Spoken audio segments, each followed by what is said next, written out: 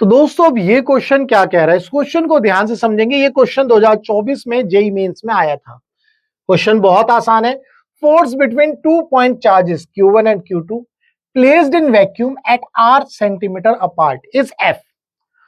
Force between them when placed in a medium having dielectric constant K is equal to 5 at r by 5 centimetre apart will be. भाई ये जो है dielectric constant के ऊपर जो question है, जो कॉन्सेप्ट है, वो आप पढ़ते हो। दो चार्ज लिए, उनको जो है हमने पहले स्पेस में रखा है, फ्री स्पेस में रखा, फोर्स हमने निकाला, उसके बाद उन्हीं दो चार्ज को हमने जो है मीडियम के अंदर रख दिया, फिर हमने फोर्स निकाला। तो ये वो कॉन्सेप्ट है, ठीक है। तो पहले हमने दो चार्ज लिए, उनको हमने फ्री स्पेस में रखा है या वैक्यूम में रखा है। तो F naught is equal to K Q1 Q2 upon में आर स्क्वायर इंटू, मैंने यहाँ पर 10,000 क्यों लिखा है, क्योंकि R जो है सेंटीमीटर में है, तो मैंने लिख दिया है, इसको मीटर में निकाला है, तो यहाँ पर भैया ये कर दिया, ठीक है।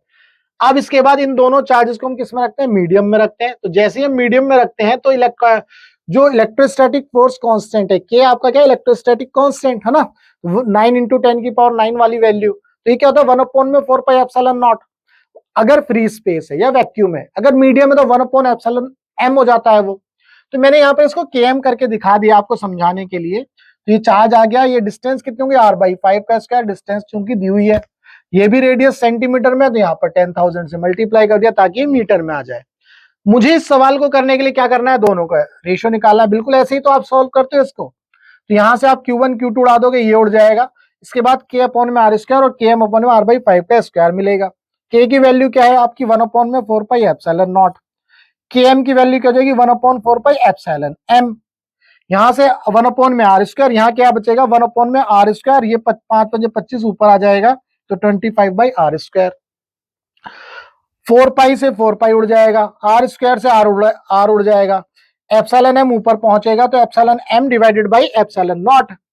तो epsilon m divided by epsilon naught और इंटू 1 में 25। ये क्रॉस मल्टीप्ली, ये जो मल्टीप्लीकेशन है ये देख लेना भाई, समझ लेना ढंग से। बच्चों के समझ में नहीं आता कैसे होती है, आजकल के बच्चों को ये चीजें समझ में नहीं आ पाती हैं।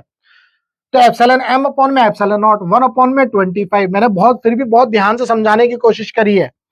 जैसे r अपॉन में 25 होगा तो 25 बेसिकली इसके ऊपर जाएगा, है ना, इसके ऊपर, सॉरी, यहाँ आ जाएगा। तो ये देखो ये यहीं आया है, और ये वाली वैल्यूज मैंने आपको बताई दी है, ठीक है। तो यहां से एप्सिलॉन m अपॉन में एप्सिलॉन नॉट ये आ गया। ये एप्सिलॉन m अपॉन में एप्सिलॉन नॉट क्या है, बेसिकली यही तो रिलेटिव परमिटिविटी है, रिलेटिव इलेक्ट्रिकल परमिटिविटी, या हम इसी को बोलते हैं डाइलेक्ट्रिक कांस्टेंट। अब ये वैल्यू आपको 5 दी गई है, ये 5 इंटू 1/25, ये 5 से 5 उड़ गया, ये 5 आ गया।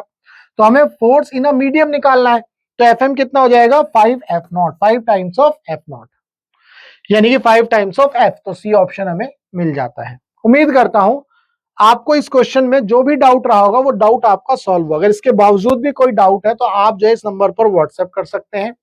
हमारा मकसद है टीच फ्री फॉर इंडिया, यानी कि आप इंडिया के किसी भी कोचिंग सेंटर में पढ़ते हो, चाहे अड्डा में, चड्डा में, गड्ढा में, PW, TMC, VMC, academy, Byju's, कहीं भी, या लोकल कहीं पर भी पढ़ रहे हो, और आपका फिजिक्स में डाउट है, सॉल्व नहीं हो रहा है, चाहे वो थ्योरी हो या क्वेश्चन हो, तो आपको ये करना है, आपको अपना डाउट इस नंबर पर व्हाट्सएप करना है। हम आपके डाउट का बेस्ट वीडियो सॉल्यूशन आपको बना करके देंगे।